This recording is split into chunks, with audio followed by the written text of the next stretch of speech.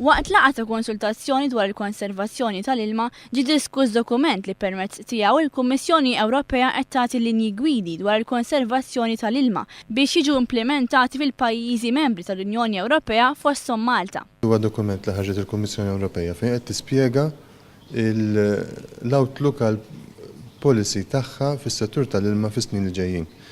Il-konsultazzjoni saret sabiex l-entitajiet konċernati kif ukoll il-pubbliku ikunu mistiedna jesprimu l-idejat tagħhom qabel ma jiġi mfassal il-Pjan Nazzjonali tal-Ilma għal pajjiżna.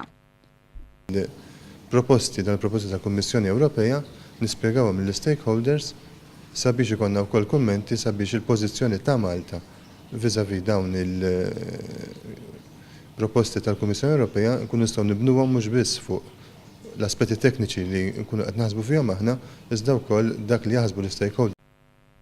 Il-Kummissjoni Ewropea qed tipproponi li jiġu indirizzati b'mod immedjat l-użu estensivu tniġis tal-ilma u fost oħrajn jinħolqu iżjed impjiegi minn dan is-settur biex ikollna aktar tkabbir ekonomiku.